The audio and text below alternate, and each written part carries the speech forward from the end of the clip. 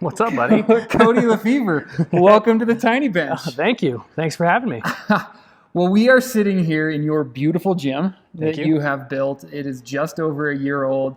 Tell us a little bit about why the heck you built this space. Well, I had been training people online for about a decade and then had a small home gym in a barn at my house. And I was training a few people there, and I just grew over the course of online training to where I could support opening this location. And I had this idea that having this location would get me more in-person clients. And it turned out to be true. Amazing. So you have worked out 1,600-ish days in a row. What's the number now? 1649. 1,649 consecutive days working out. That's right. Just take a moment and think about that. Now, during that time, I'm sure there was a workout that you didn't want to do. There was a workout you didn't want to complete. Oh, yeah. What goes through your mind to get you through that workout? What is that mindset? What is that mantra? How do you get through that next rep, that next set, and that hardest day? Man, that's a big question It for is. such a little bench. That's a big question on a tiny bench. So there's mini workouts where I dreaded it, whether I was not feeling that great or I just knew it was going to be a really challenging workout. One, for example, that was earlier this year was a 20-minute, as many sets of 5 as possible with 135 pounds doing a squat. So I did 44 sets of 5 in 20 minutes, and I knew that was just going to be an absolute grueling workout. I was dreading it. Actually, I really had a lot of anxiety and nervousness before heading into that workout. I think what it ultimately came down to was that mentally I'd already committed to doing the workout. Yep. And I knew that the dissatisfaction of not doing the workout, that pain would have been so much greater than the pain of that workout. And that was a really painful workout. So that's one thing, is just the pain of regret. Understood. And the second thing is how all of these workouts cumulatively add up to major goals or significant things that I want to achieve. And so, for example, that workout was just one piece of the puzzle of doing 135 pounds for 100 straight reps in one set, which I did just a few weeks ago. I got 102 reps with the squat, 135 pounds. And so that fits into, a larger goal for that exercise. But in the overall goal, it's that training is something that I find centers me. Yep. And it kind of keeps me in this feedback loop that gives me a reference of what I'm capable of. It gives me an idea of just where I'm at physically, mentally, spiritually. And so I think in the grand scheme, the training every day, that's the main goal. Yeah. Is to train every day. Love that. So that's a really great segue of why. What motivates you? What drives you to work out? What is going on in your brain every day that says, you know what, we're going to do this again today?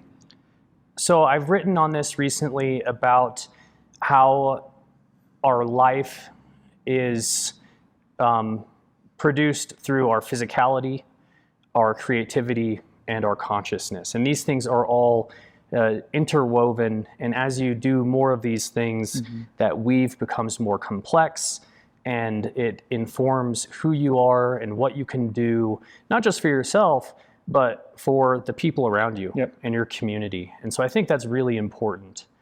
And in addition to that, as you're practicing physicality and through the act of doing something, you're inherently doing something creative. For me, it's training, lifting weights. For others, maybe that's like playing piano, right? You're creating something, and that something is, in a sense, it's beautiful, maybe just to the artists themselves, but it's something to behold. And Amazing. Maybe not necessarily be proud of, because there's some workouts where I do quit early because it's just not going well. or, it's just not every day is a perfect day. I think in 1,600 and something workouts, you're allowed to have a bad workout or two. Yeah, we'll allow it. So really it comes down to a really good image for this is MC Escher. He has a lithograph where this man is being produced out of this structure, and as he comes down, it's almost like a tessellation, and he becomes, his shape morphs into becoming the foundation of that structure. And so it's this loop of the structure produces the man, and the man produces the structure. Yep. And so by doing something physical every day, I am a part of, and at the same time creating that structure that informs who I am and informs and develops my consciousness.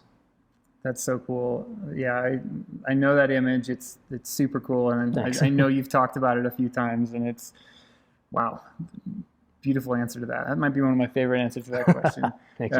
Yeah, Amy, my wife is in the background shaking her head. Yes, she agrees. Final big question on the tiny bench. Okay.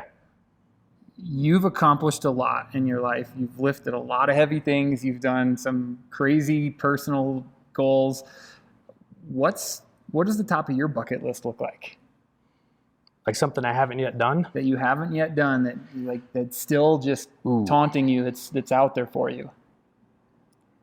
That's really a big question. That's what we do here.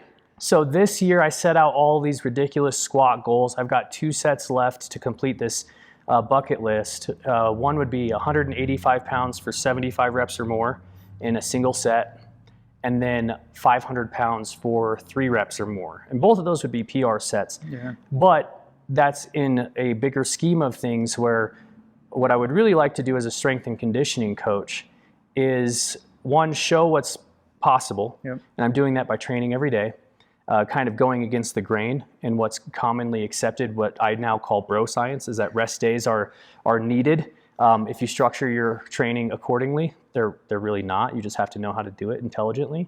So to show what people's really possible. Yeah. So the bucket list item is not necessarily something for like my personal training. It's in the bigger picture of how can I be the greatest positive impact in the strength and conditioning community that I can. And I'm just doing it in my own way. That's cool. That's a deep answer. That's a big answer to that big question on this tiny bench. I feel like I've got to have a big answer on this little bench. I love that. All right.